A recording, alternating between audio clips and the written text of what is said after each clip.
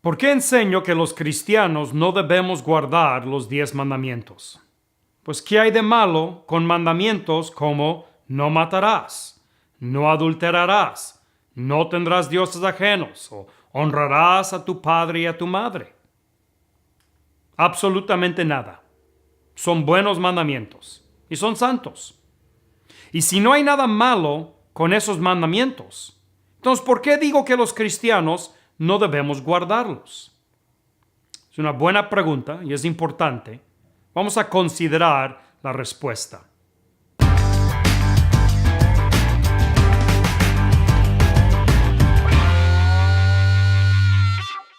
No hay ningún problema con el contenido del Decálogo, obviamente.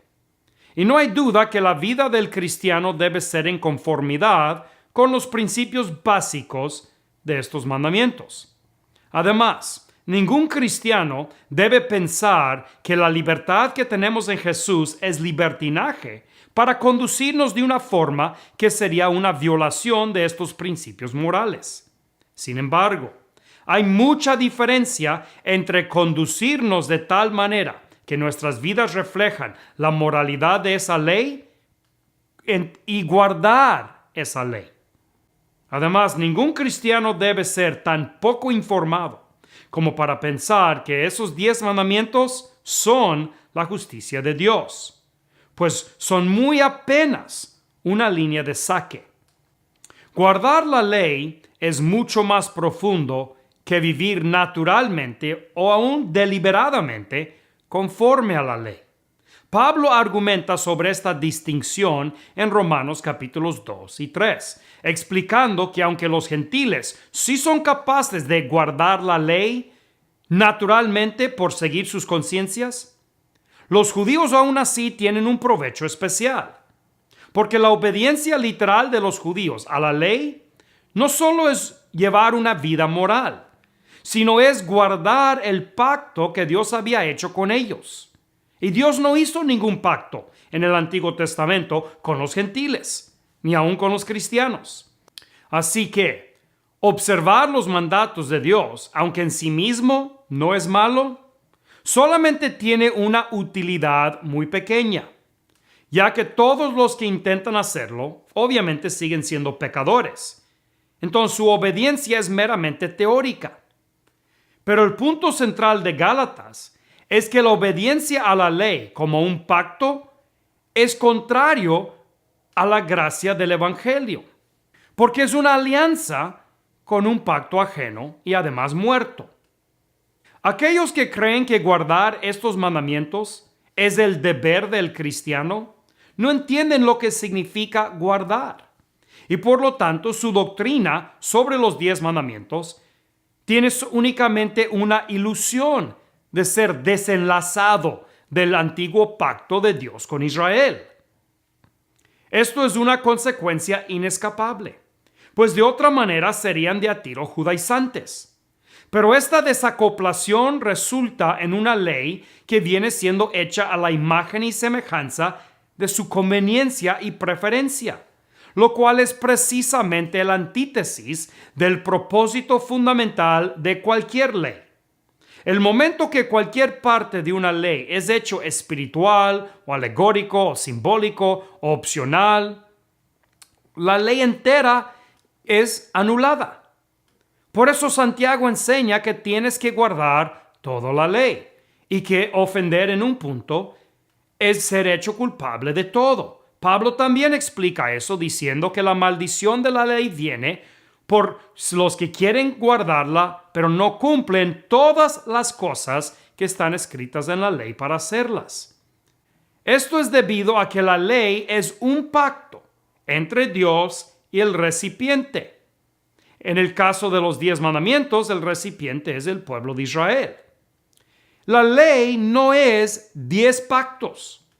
No puedes elegir cuáles partes de esa ley quieres guardar. Si vas a guardar la ley, tienes que guardar el sábado. Es parte de la ley y lo tienes que hacer literalmente, obviamente. De otra manera es pura conveniencia. La ley es un pacto y ese pacto es sencillo. El pueblo de Israel se comprometieron a guardar la ley. Y Dios se comprometió a tenerlos como un pueblo especial. Por más que el cristiano quiere guardar esos mandamientos, él nunca puede ser parte de ese pacto. Ese pacto fue abolido. Y junto con el pacto, los mandamientos, las tablas, el rollo, el sacerdocio, los sacrificios, los ritos, las ordenanzas, todo fue abolido. Lee Hebreos, esto es clarísimo. Es cierto que la ley de Jesús es muy parecido a la ley de Moisés. Pero toda ley justa se va a parecer a la ley de Moisés. La ley de Hammurabi es parecida a la ley de Moisés, porque la justicia no es arbitraria. No fue inventada en el Sinaí. La justicia existía antes de los 10 mandamientos y existe aún después que han sido abolidos. Cada uno de los mandamientos de Moisés son basados sobre una versión de la moralidad universal. Aún los mandamientos subóptimos, que son contingencias pragmáticas, como la que es el divorcio. Un problema grave con los que predican guardar los 10 mandamientos es su propensidad a caracterizar esos mandamientos como la culminación de justicia. Esta convicción los lleva a la búsqueda imposible de resumir todo pecado como una transgresión de esos 10 mandamientos. Y aún peor, los impulsa a pensar que si logran cumplir estos 10 mandamientos minimalistas, que han logrado cumplir toda justicia. Sin embargo, Jesús aclaró de forma incontrovertible que las cosas que oímos dicho por los antiguos fueron insuficientes e incompletos. Y él igualmente aclara que su ley es superior, no solo en su calidad, sino más bien en su origen y naturaleza. Pablo declara enfáticamente en Hebreos capítulo 8 que los 10 mandamientos como ley, es decir, como la oferta y el instrumento del primer pacto, eran deficientes. Ahora, la falta que tenían no era en el contenido individual de esos mandamientos, sino era en su uso colectivo como un convenio, como un pacto. Pero cuando nos exhortan a guardar los 10 mandamientos, precisamente como pacto las están promoviendo. De otra manera, no sería necesario el contorsionismo lógico y las maniobras retóricas que hacen con la ley del sábado. Obviamente la están tratando de hacer todavía caber dentro de un uso colectivo como un pacto. Antes, más bien, los cristianos debemos estimar los 10 mandamientos como precursores de la verdadera justicia de Dios que había de ser revelada en Jesús. Y esto viene siendo la diferencia entre un interés histórico y un afán doctrinal. Mi objeción es al afán doctrinal que exhiben algunos de ustedes. Yo puedo comprender el interés histórico, aunque no comprendo para nada la nostalgia fingida que algunos de ustedes afectan hacia la ley de Moisés. Sin embargo, predicar que cristianos deben guardar las tablas del primer pacto con Israel y que esa observancia del viejo pacto es la suma del propósito de su salvación y la definición y esencia de su libertad del pecado, eso es intolerable. Y eso nos lleva a un error aún más grave. Enfatizar los 10 mandamientos es enfatizar la ley. Moisés, el Antiguo Testamento y el pacto con Israel. Y por consecuencia, enfatizar la ley es despreciar a Jesús, la gracia, el Nuevo Testamento y la promesa. Yo entiendo que para muchos cristianos no es una decisión adrede. En su simpleza, piensan que sí pueden construir pabellones para Jesús y para Moisés, o para la ley, o para las tablas, no el rollo. Pero están equivocados. Hebreos es claro. Aunque Dios habló muchas veces y en muchas maneras por otros. En estos postreros días, Él nos ha hablado por el Hijo. Esto no solo significa que hay un cambio de mediador, pero hay un cambio de mensaje y un cambio de pacto. Él ha dado su ley completa y perfecta por Jesús, no por Moisés. Por lo tanto, yo creo que muchos predicadores desperdician mucho tiempo y oportunidad poniendo demasiado hincapié en el Antiguo Testamento. Para mí es obvio que la causa de esta afición con la ley es su casi completa ignorancia en cuanto al significado, propósito y los matices de ese viejo pacto. Pablo sí nos dice que la ley es buena, pero aclara que es solamente si es usada legítimamente. Y luego él nos deletrea cuál es ese uso legítimo. Primeramente nos dice que debe ser aplicada a los injustos, no a los justos. Es decir, que los 10 mandamientos sí son útiles para convencer la conciencia de los que son abiertamente pecadores.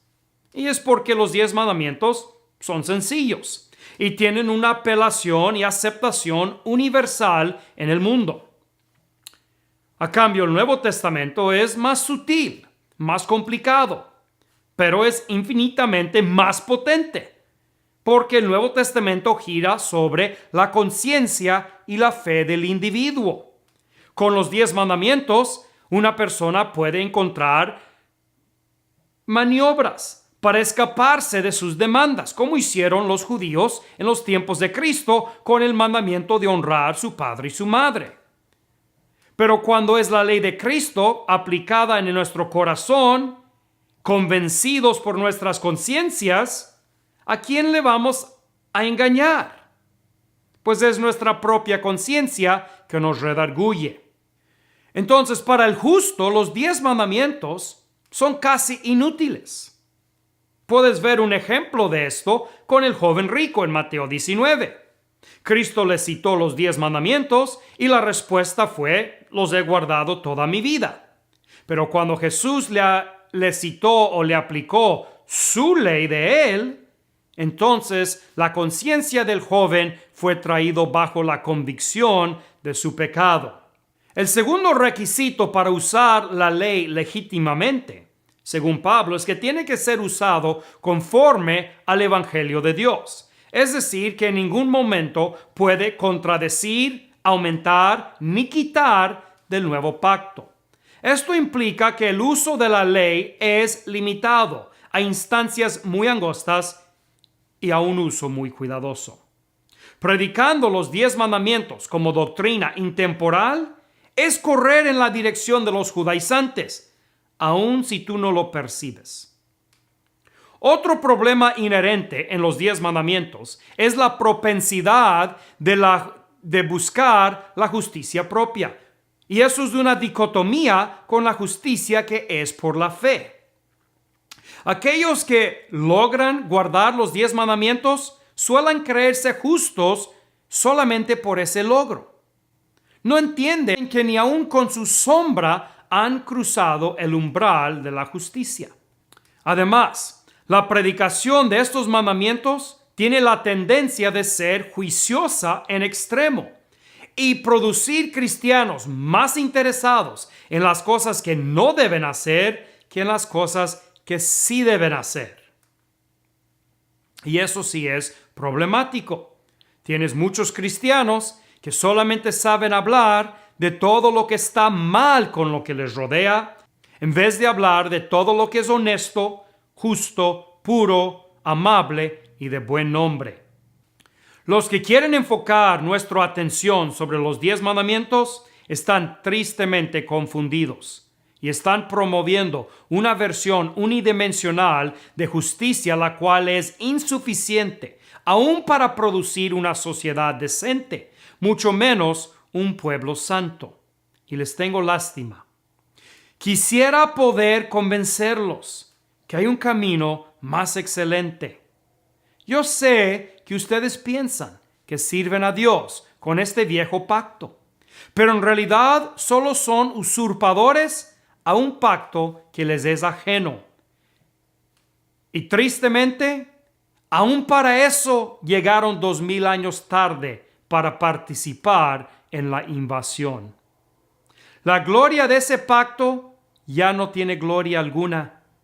En vez de luchar por someterse a un pacto anulado, deberían ocupar su tiempo y energía en comprender profundamente el pacto nuevo, el cual es eterno y tiene eterno peso de gloria, la cual no puede ser comparada con ninguna otra. ¿Por qué? Porque en el nuevo pacto, Jesús es nuestra justicia. Nosotros no guardamos la ley, Él nos guarda a nosotros.